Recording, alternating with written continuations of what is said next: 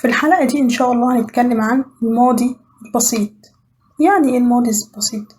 يعني إزاي نتكلم عن حاجة حصلت وانتهت في زمن الماضي، إزاي نقولها بطريقة صحيحة، إزاي نكون الجملة بتاعتنا صح ونوصفه إزاي، وهنعرف مع بعض بيتكون من إيه وإيه هي الحالات الشاذة بتاعته. ما تنساش تجاوب التدريب اللي موجود في آخر الحلقة، هتجاوبه في تعليق تحت الحلقة وهيتم التصحيح ليك علشان تتأكد انت فهمت الحلقة ولا لسه. أول حاجة لازم نعرفها اللي هي امتى استخدمه أو امتى أحط الجملة في زمن الماضي البسيط.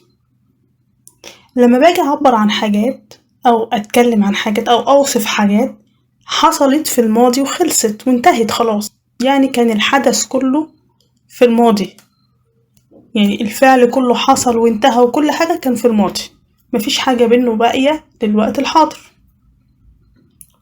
طيب بكونه ازاي اخلي الفعل اللي عندي في زمن الماضي البسيط؟ حاجة بسيطة اوي، باخد الفعل احط في نهايته اي دي، يبقى لو حطيت في نهاية الفعل اي دي يبقى انا كده حولت الفعل عندي من مضارع لماضي. طب هل ده بينطبق على كل الافعال؟ ايوه بينطبق على كل الافعال الا بعض الحالات اللي هنعرفها دلوقتي، زي المثال اللي معانا دلوقتي. لو عندي مثلا I play football، أنا ألعب كرة قدم، هنا play يلعب أو ألعب ده فعل مضارع، يعني الجملة دي بتعبر عن زمن الحاضر، إن أنا دلوقتي بلعب كرة قدم. طب لو عايزة أحولها لماضي، خلاص أنا لعبت وخلصت امبارح بقى أو الأسبوع اللي فات أو السنة اللي فاتت، المهم إيه، أنا خلاص لعبت وخلصت لعب. هحولها إزاي؟ إحنا قلنا بنعمل إيه؟ بناخد الفعل اللي عندنا نحط له ED، يعني هاخد play أحط لها ED فهيبقى I played football، أنا لعبت كرة قدم. فهنا اتضح عندي إني الجملة في زمن الماضي لما حطيت للفعل ED، فأنا حولتها من مضارع لماضي. لكن لازم نخلي بالنا كويس جدا، زي ما قلنا مش في كل الحالات، في حالات ما بينفعش نحط ED، زي الحالة اللي معايا دلوقتي، إن لو الفعل عندي الأصلي في حالته المضارع في المصدر أو في المصدر بتاعه بينتهي بحرف E، يبقى مش معقول احط له دي هحط له تاني، لا، امال هحط ايه؟ هحط له دي بس. يبقى لما يكون الفعل عندي بينتهي بحرف طبعا ده بينطبق على الافعال المنتظمة فقط مش الافعال الشاذة، وهنعرف ايه حكاية الافعال الشاذة دلوقتي. فبنتكلم دلوقتي على الافعال المنتظمة، يبقى الفعل اللي عندي لو هو المصدر بتاعه، اللي يعني ايه مصدر؟ يعني الفعل في صورته الاصلية اخره يبقى هحط له دي بس، زي smile يبتسم، هحولها لماضي وتبقى ابتسمة، هعمل ايه؟ عندي smile هنا اخرها فاذا هزود لها الدي فقط فهتبقى smiled. طب move يتحرك، برضو اخرها فهزود لها دي فقط فهتبقى moved. حاجة كمان ما ينفعش احط اخرها دي بس، لما يكون الفعل اللي عندي المصدر بتاعه اخره واي. طيب اي فعل اخره واي؟ قال لي لا، لو اخره واي وقبل الواي حرف ساكن. يعني ايه حرف ساكن؟ يعني اي حرف مش من حروف العلة او الحروف المتحركة. طب ايه هي الحروف المتحركة او حروف العلة؟ زي ما احنا عارفينها ال A وال U وال E وال I وال O، كل دي حروف متحركة او حروف علة. فلو اي حرف غير دولت بيسمى حرف ساكن. يبقى إذن لو الفعل عندي بينتهي بحرف واي قبل الواي حرف ساكن هعمل ايه؟ بحذف الواي، بشيلها خالص واحط IED. طب نشوف الكلام ده في مثال. زي عندي الفعل study يذاكر، هنا study اخره واي زي ما احنا شايفين، بس قبل الواي حرف الدي، حرف من الحروف الساكنة مش تبع الحروف المتحركة، فهعمل ايه؟ هحذف الواي واحط IED فهتبقى study. worry يقلق، برضو اخره ايه؟ اخره واي، قبل الواي حرف R. الار مش حرف من الحروف العلة لكنه حرف ساكن، فإذا هعمل ايه؟ هحذف الواي واحط IED فتبقى worry. طب الفعل play اخره واي يلعب، طب الواي قبلها حرف A، نخلي بالنا بقى هنا A من الحروف المتحركة، فإذا مش هينفع إن أنا أحذف الواي، أمال هعمل إيه؟ هزود ED على طول فهتبقى play it. enjoy يستمتع، برضو آخرها واي، طب قبل الواي حرف من الحروف المتحركة، يبقى هنا مش هينفع أحذف أو أضيف IED، لكن هعمل إيه؟ هضيف ED فقط فهتبقى enjoyed استمتع. دلوقتي هنشوف مع بعض الأفعال الشاذة. طب إيه هي الأفعال الشاذة؟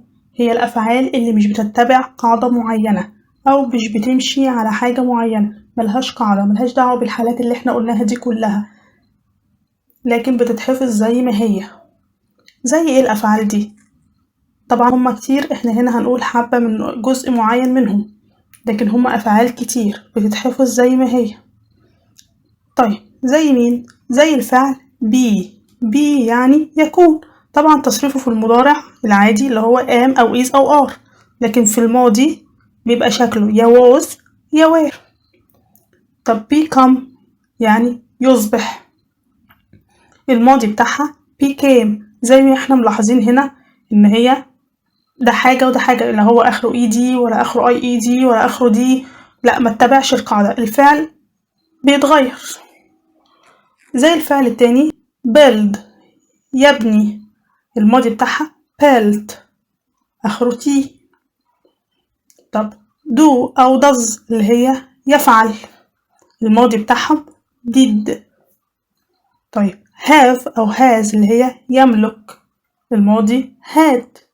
فطبعا زي ما احنا شايفين هنا إن هما ملهمش قاعدة معينة ماشيين عليها، لأ بيختلفوا تماما، فلازم يتحفظوا زي ما هو. زي المثال اللي معانا دلوقتي I am a teacher، أنا مدرس، فده في المضارع. طب لو عايزة أحولها الماضي، عايزة أقول أنا كنت مدرس لكن دلوقتي بشغل حاجة تانية، فهتبقى I was a teacher، هنا بقت ماضي، الام بقت was حولتها للماضي، ما ينفعش ان انا احط الام ED، لا هي الماضي بتاع am was. المثال التاني I have a dog، انا املك كلب او انا عندي كلب، ده في المضارع هو لسه عندي لغاية دلوقتي.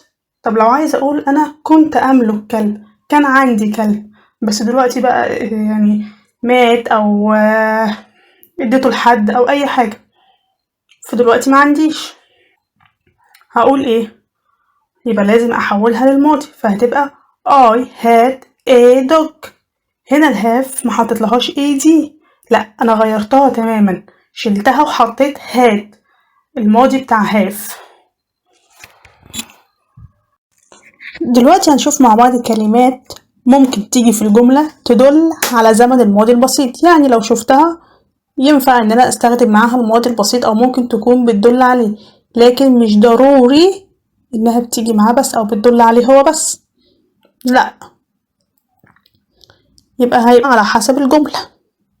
ايه هي الكلمات دي؟ زي كلمة yesterday أمس، ago منذ، once upon a time ذات مرة، last الماضي أو السابق، ودي بيجي معاها مثلا اليوم السابق، السنة السابقة، الشهر السابق، الأسبوع السابق، أي حاجة سابقة زي day year month.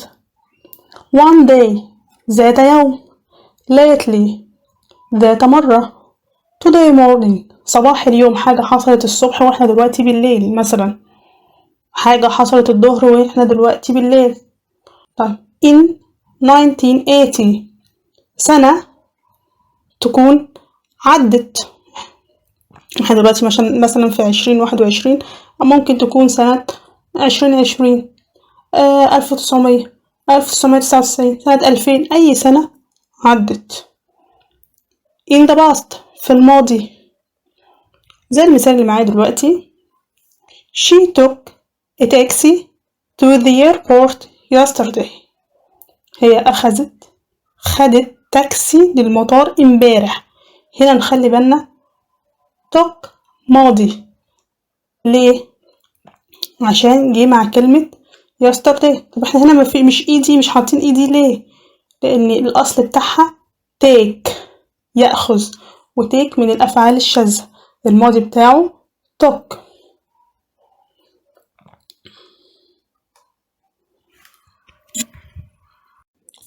دلوقتي قبل ما نختم حلقتنا هتحل التطبيق ده في التعليقات، يعني هتكتب حلك في تعليق تحت الحلقة، وهيتم تصحيح التعليق علشان تتأكد انت فهمت الحلقة كويس ولا محتاج تشوفها تاني، وان شاء الله هكون في انتظار حلكم في التعليقات. وبكده يبقى انتهى درسنا النهاردة، فياريت متنسوش تتابعوا معايا الدروس الجديدة والمسابقات اللي هتتم على القناة وعلى الصفحات بتاعتي.